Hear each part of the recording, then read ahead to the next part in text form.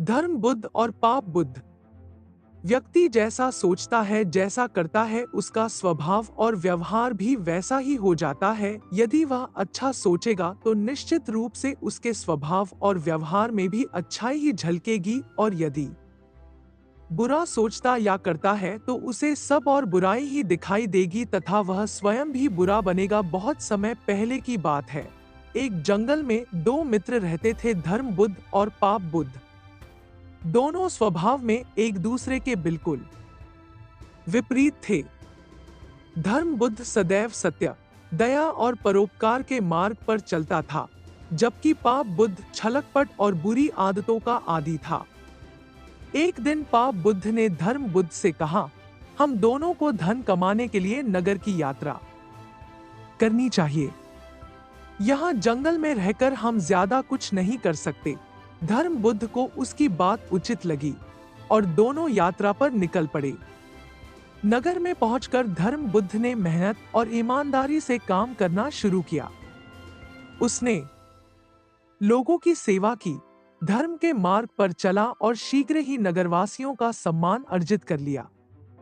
दूसरी ओर पाप बुद्ध ने धोखाधड़ी और छलकपट से पैसा कमाने की कोशिश की, लेकिन उसकी बुरी आदतों के कारण लोग उससे दूर रहने लगे।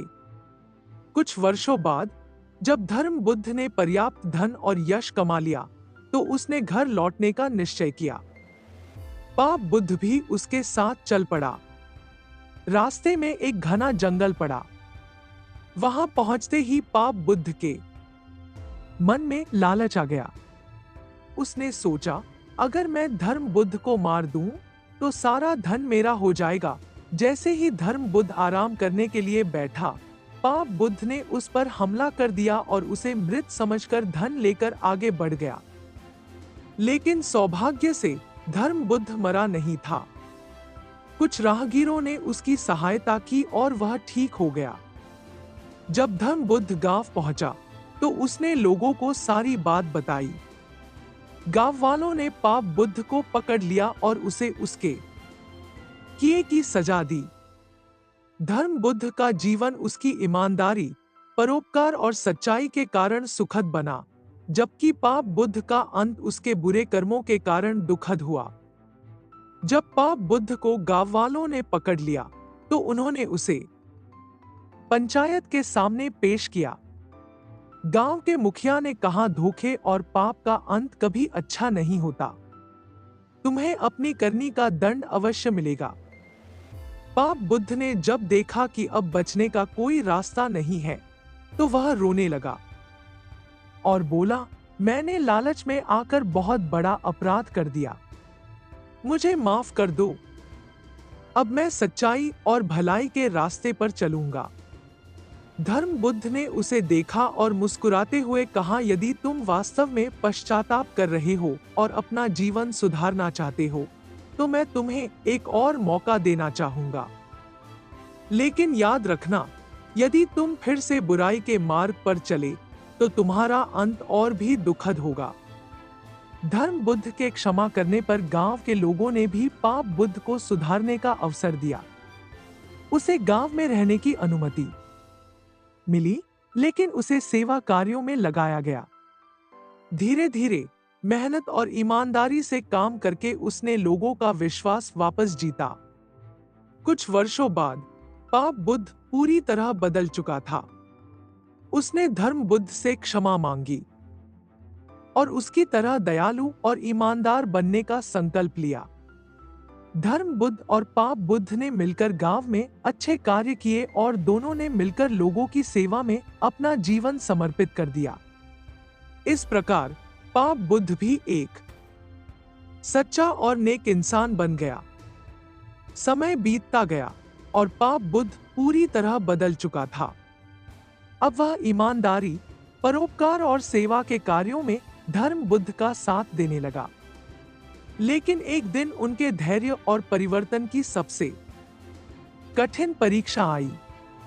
गांव में एक दिन राजा के सिपाही आए और घोषणा की। राजा ने ऐलान किया है कि जो भी सबसे अधिक धार्मिक और सत्यवादी होगा उसे राज्य का महामंत्री बनाया जाएगा। राजा को धर्म बुद्ध की अच्छाइयों के बारे में पहले से ही पता था, लेकिन वह यह परखना चाहता था कि क्या पाप बुद्ध वास्तव में बदल चुका है या नहीं। राज्य के पुराने मंत्री को यह डर था कि यदि धर्म बुद्ध या पाप बुद्ध में से कोई महामंत्री बन गया तो वह अपनी शक्ति खो देगा। इसलिए उसने एक षड्यंत्र रचा। उसने राजा से कहा, अगर आपको उनकी परीक्षा लेनी है तो उन्हें एक ऐसे खजाने की खोज के लिए भेजिए जो जंगल में गुप्त रूप से छिपा हुआ है। वहां उनकी असली नियत का पता चल जाएगा।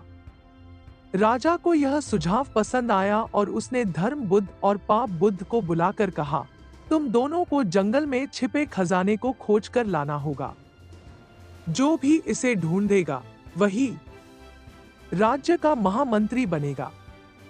लेकिन ध्यान रहे, यह परीक्षा सिर्फ खजाने की नहीं बल्कि तुम्हारे चरित्र की भी होगी। धर्म बुद्ध और पाप बुद्ध खजाने की खोज में जंगल की ओर निकल पड़े।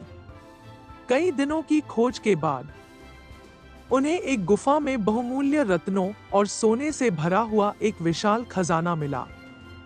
अब पाप बुद्ध के मन में एक द्वंद्व शुरू हो गया।